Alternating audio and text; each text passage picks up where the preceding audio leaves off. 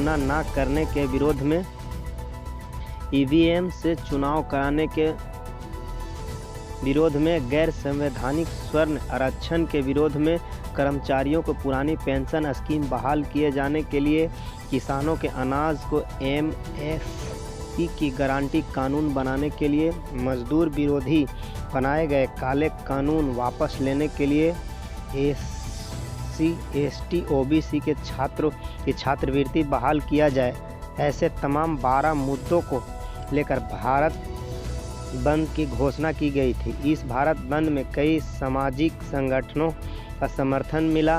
भारत को संपूर्ण प्रभुत्व संपन्न समाजवादी पंथनिरपेक्ष लोकतंत्रात्मक गणराज्य बनाने के लिए तथा उसके समस्त नागरिकों को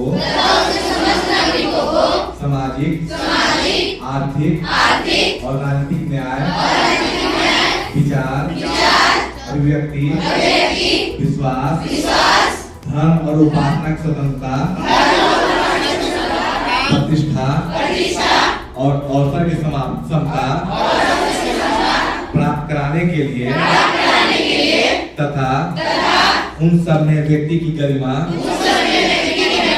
और राष्ट्र की एकता और अखंडता सुनिश्चित कराने वाली बंधुता बढ़ाने के लिए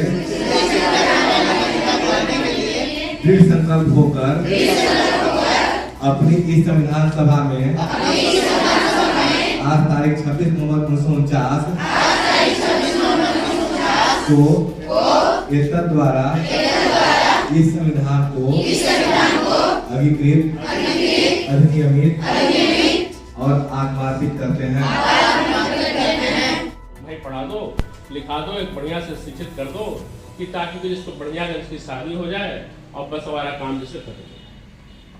यह सोच जो है उनकी है, लेकिन मेरा आप लोगों से अनुरोध है, आप लोगों से निवेदन है कि इस तरह से खाली पढ़ कर करके दूसरे घर को सजाने के लिए और उसको करने के लिए सिर्फ नहीं आप बने हुए हैं।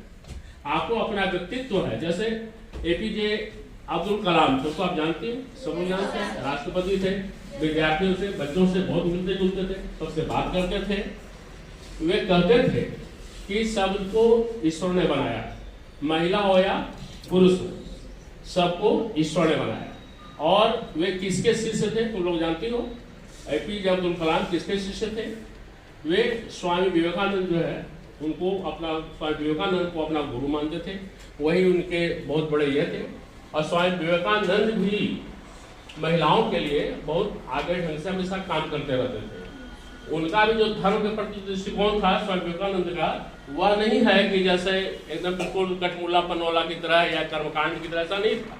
उनका था उत्थिष्ठित जागृत चरैवती। एक कठोपनिषद का लाइन है, उठो जगो और तब तक चलो जब तक निरंतर पर तुम नहीं पहुंच जाती। एक बहुत बड़ी बात थी। आप सोचो एपीजे अब्दुल कलाम के बारे में, 4 बजे वो आदमी उठता था, लड़का बच्चा 4 बजे आदमी उठ करके बेचारा उठ, और सबसे पहले अखबार में जाकर पूरे शहर की ट्रेन में स्टेशन में अखबार में समस्या है और किन समस्याओं का निदान आप इनसे चाहती हैं। और सबसे पहले किस जगह हमको पहुंचना है जहां हमारी सुनवाई हो। तो जो भी क्वेश्चंस आपके दिमाग में आ रहे हैं, आप हिम्मत करके बिना झिझक, without any hesitation you can ask any question in front of that teachers advocate you can say. तो मैं चाहूंगा आप लोग हिम्मत कीजिए और जिस तरह के भी प्रॉब्लम आर यू फेसिंग, मतलब जिस तरह का भी प्रॉब्लम समस्या आप लोग झेल रही हैं या आप लोग का टॉर्चर वगैरह जो भी है, इस तरह का जो भी है समस्या, अगर आप पूछ सकते हैं तो सर आपको बताएंगे। आप लोगों के दिल पे एक समस्या आती है, मुझे पता है, उस समस्या को छोड़ उसके में लगा हुआ हूँ और विश्वास दिलाता हूँ कि बहुत जल्द वो समस्या का समाधान कर दूंगा। आपकी एक मैम ने हमको शिकायत की थी, हमने अपने आपके मैम से कहा है बहुत जल्द वो समस्या समाधान कर देंगे हम, ये मेरा विश्वास रखिए। और बाकी कोई सवाल कहिए।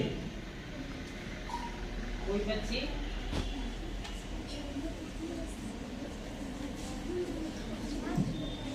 पढ़ाई से जुड़ा कोई सवाल